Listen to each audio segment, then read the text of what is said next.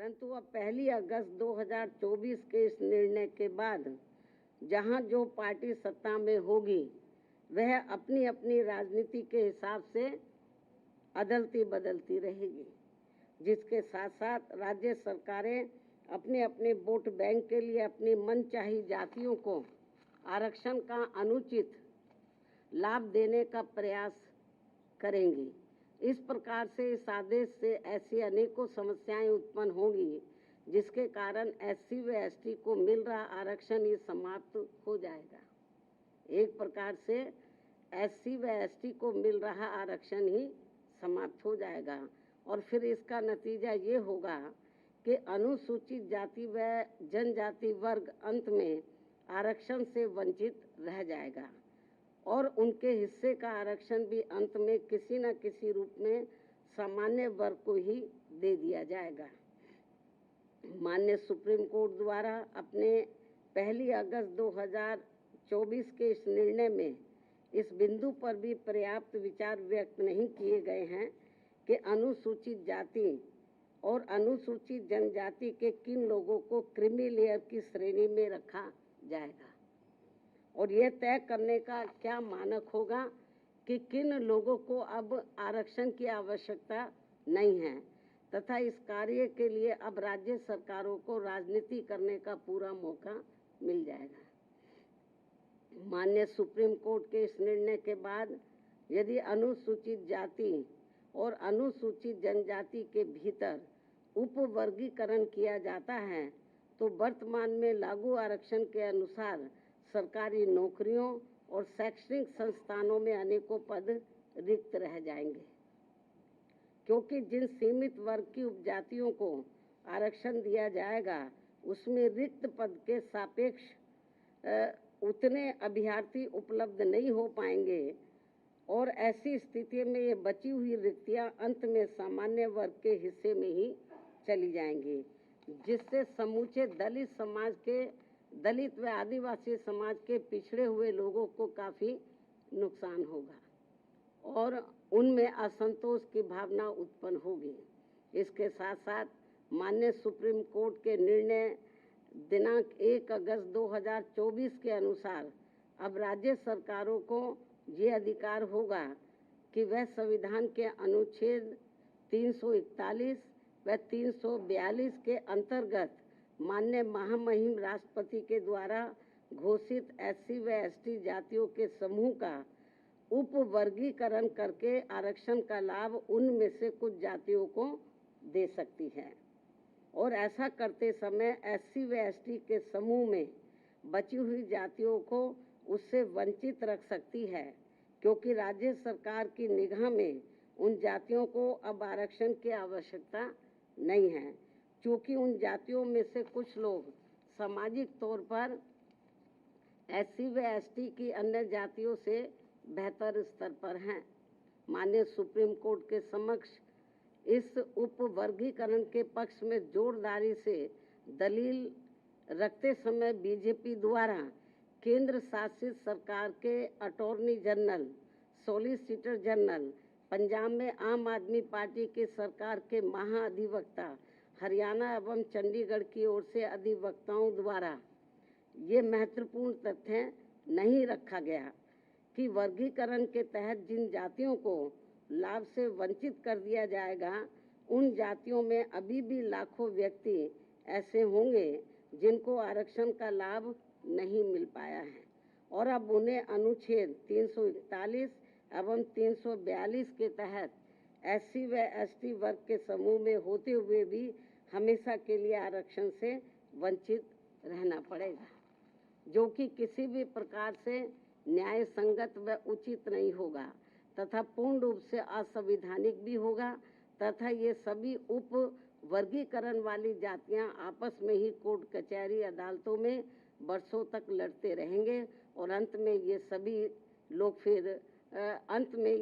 लोग फिर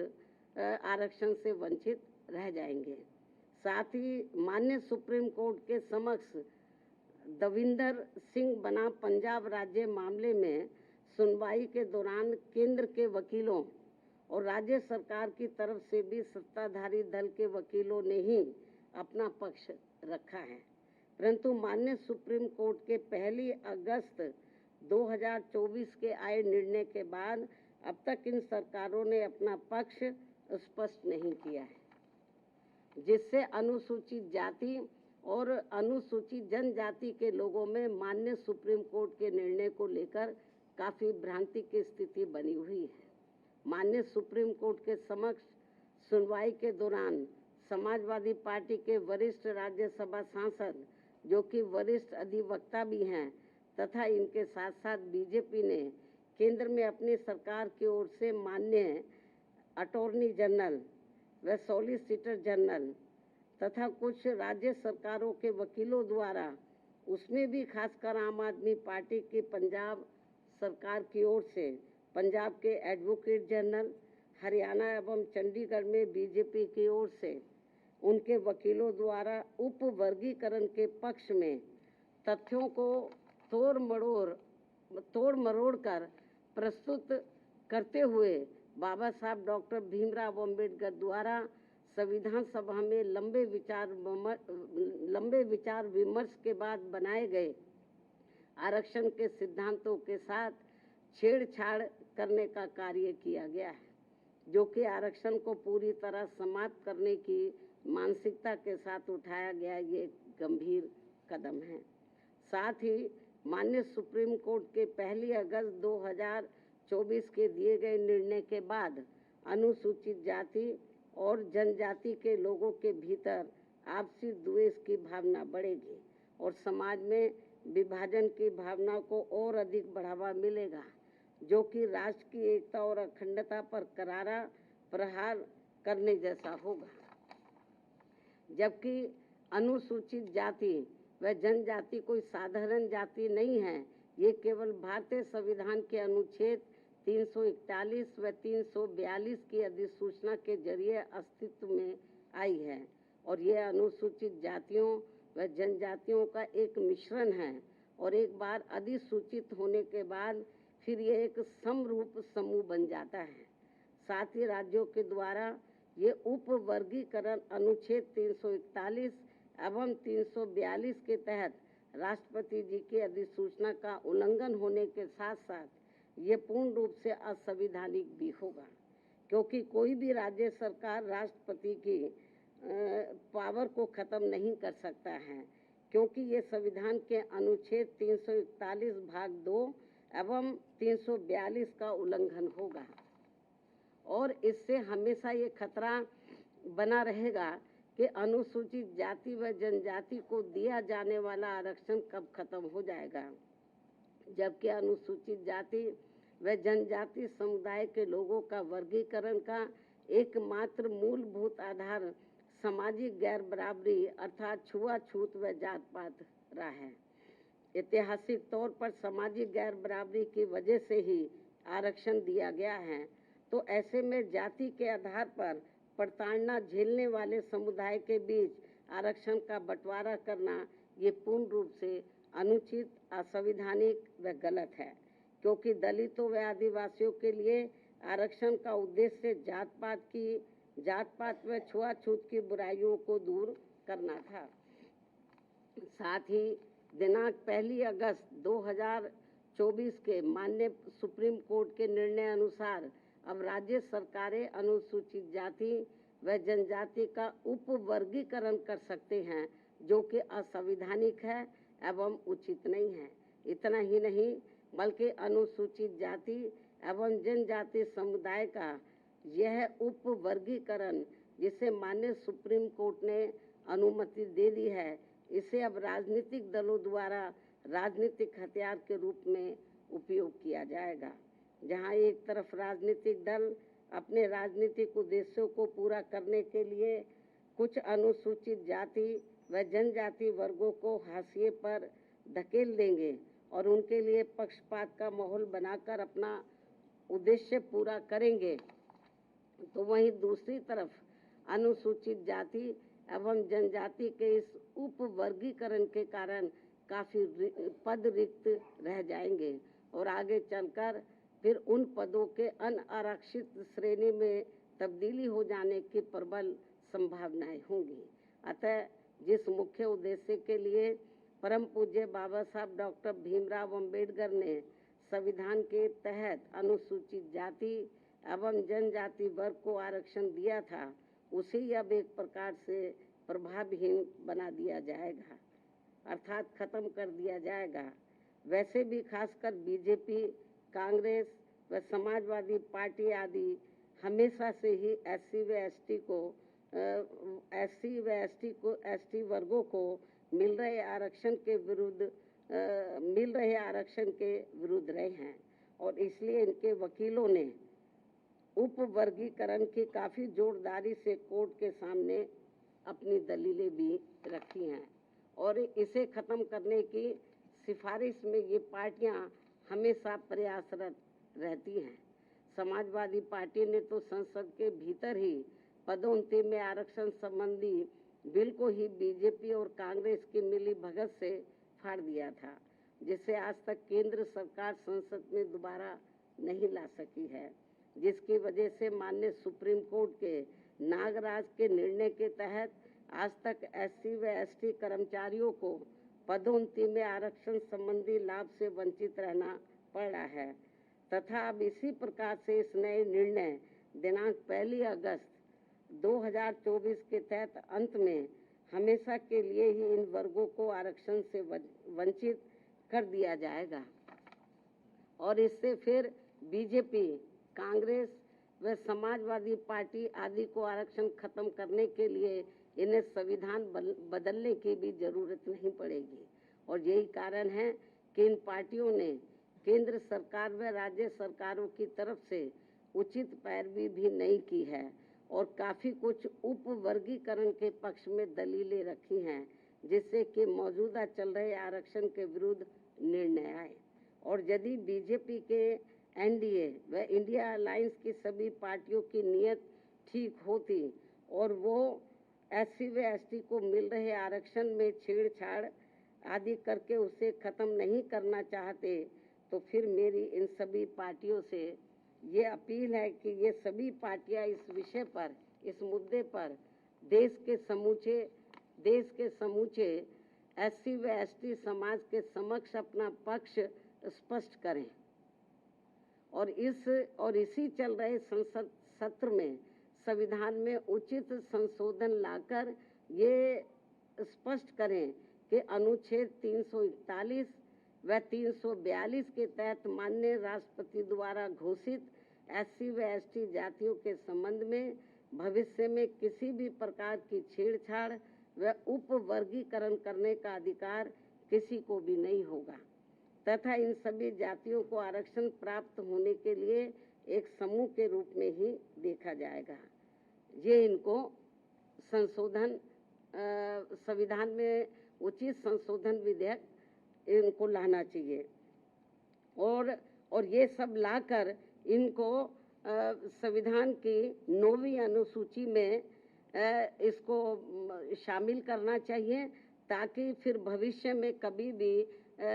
जो एससी एसटी का आरक्षण है उसके साथ किसी भी प्रकार का कोई छेड़छाड़ आदि ना हो सके। हालांकि ये जो अब नौबत आई है, ये नौबत नहीं आती यदि इसको बहुत पहले ही संसद द्वारा संविधान की 9वीं सूची में डाल दिया जाता। हमारी पार्टी ने लोकसभा के अंदर भी और राज्यसभा में भी इस मामले को अनेकों बार उठाया है, लेकिन इसको टाल दिया गया क्योंकि जब बीजेपी पावर में रहती है वो भी इसको टाल मटोल करती है इस मामले को, कांग्रेस पावर में रहती है तो वो भी इस मामले को टाल मोल कर देती है। इससे स्पष्ट है कि चाहे कांग्रेस हो, बीजेपी हो या अन्य पार्टियां हो, उनकी वीकर सेक्शन के मामले में, खासकर दलितों व आदिवासियों के मामले में अभी इनकी जातिवादी सोच बदली नहीं है। मुझे नहीं लगता है कि ऐसा कुछ ये पार्टियां कर पाएंगी। इसके साथ साथ मेरी इस देश के सभी अनुसूचित जाति व अनुसूचित जनजाति वर्गों के लोगों से ये खास अपील भी है कि इस समय इस निर्णय से उत्पन्न स्थिति को अपने व अपने बच्चों के भविष्य तथा अपने संवैधानिक अधिकारों को नुकसान होने से बचाने के उद्देश्य से तथा बाबा साहब डॉक्टर भीमराव अंबेडकर के द्वारा अपने अथक प्रयासों से इन वर्गों को जो संवैधानिक अधिकार दिलाए गए हैं, तो उन्हें खत्म होने से बचाने के लिए इस स्थिति को अपने लिए एक आपातकालीन की स्थिति समझते हुए इन्हें एकजुट होना पड़ेगा तथा मात्र अपने अपने राजनीतिक स्वार्थ व दबाव से प्रेरित न होकर यहाँ सभी राजनीतिक पार्टियों के ऊपर दबाव डालकर उचित संवैधानिक संशोधन लाने के लिए मजबूर करना पड़ेगा। इस खास अपील के साथ ही अब मैं माननीय सुप्रीम कोर्ट से भी ये पुरजोर अपील करती हूँ कि वह देश में SC व ST वर्गों के हितों में अपने 1 अगस्त सन 2024 के दिए गए फैसले पर खुद ही पुनर्विचार करके इसमें मेरी इन सब बातों को खास ध्यान में रखते हुए जरूरी बदलाव लाए, तब्दीली लाए, वरना इन वर्गों में से आरक्षण के पात्र लोगों को बड़ा भारी नुकसान हो जाएगा। इस खास अपील के साथ ही अब मैं अपनी बात यहीं समाप्त करती हूँ। धन्यवाद। जय भीम व जय भारत।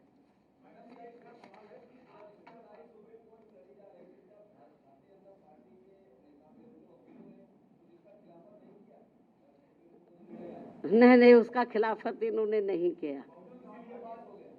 वो पूरा उन्होंने तो बल्कि इस मामले में वो ऐसी दलीलें रखते रहे कि जिससे माननीय सुप्रीम कोर्ट को ये फैसला देने में उनको और मदद मिल गई। चाहे तो कांग्रेस की ओर से वकील खड़े हुए या सरकार की ओर से खड़े हुए हों, इन्होंने एक प्रकार से माननीय सुप्रीम कोर्ट की मदद ही की है इस मामले में। तो इससे जाहिर हो जाता है कि इनकी इंटेंशन सही नहीं है और ये लोग SC और ST को जो रिजर्वेशन मिल रहा है इसको सीधा खुद ना खत्म करके माननीय कोर्ट के जरिए, जुडिशरी के जरिए ये इसको खत्म करना चाहते हैं और इसमें ये लोग काफ़ी हद तक कामयाब भी हो गए हैं और हमारी पार्टी इसको लेकर बड़ी चिंतित है।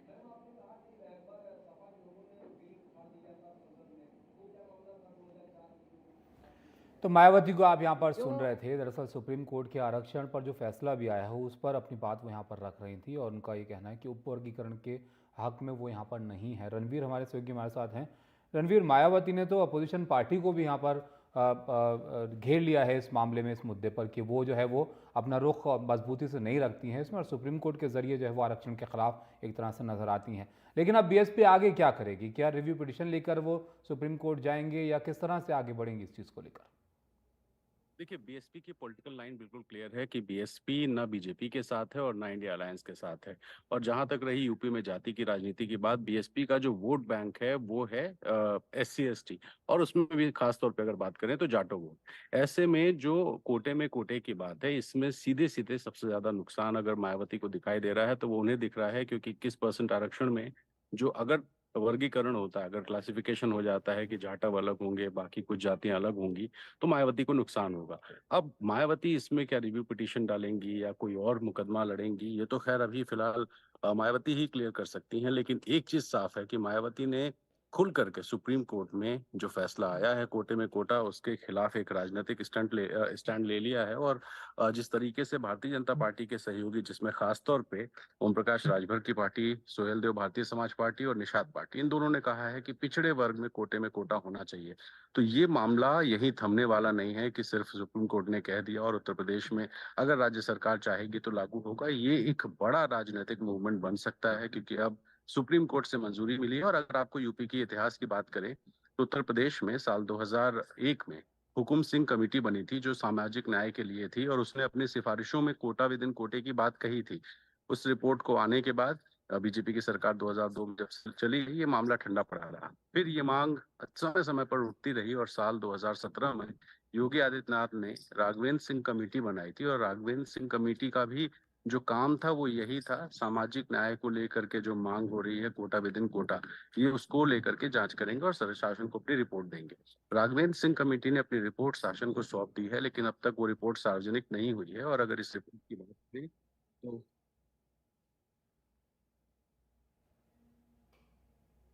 जी चलिए, तो रणवीर बिल्कुल जैसे कि आप भी यहाँ पर इशारा कर रहे हैं, ये एक ऐसा मुद्दा है जिस पर तमाम पार्टियों को अपनी स्थिति अब यहाँ पर साफ करनी पड़ेगी कि वो किस तरह से देखते हैं इसको और क्या उनका स्टैंड यहाँ पर रहता है। जिस तरफ से मायावती यहाँ पर इशारा कर रही थी कि अगर जिसकी सरकार आएगी ऐसे तो वो अपने हिसाब से यहाँ पर फैसला लेगा, तो ऐसे में लोगों को नुकसान ही यहाँ पर जो है वो होने की आशंका जब बन सकती है कि भाई आप अगर किसी को कोटा ना दें, किसी को हिस्सा कम कर दें, किसी को ज़्यादा कर दें, उसका नहीं सब फायदा उठा रहे हो ना उठा रहे हो। बहरहाल ये एक मुद्दा है जो अब बड़ा होता जा रहा है। यहाँ पर शुक्रिया रणवीर आपका सब जानकारी के लिए। मायावती की प्रतिक्रिया आपने इस पर देखी, जो अपनी बात यहाँ पर रख रही थी और तमाम जो विपक्षी पार्टियां भी हैं, बीजेपी विपक्षी पार्टियां, सभी को उन्होंने एक तरह से अपनी बात रखते हुए यहाँ पर घेर लिया है इस मुद्दे पर।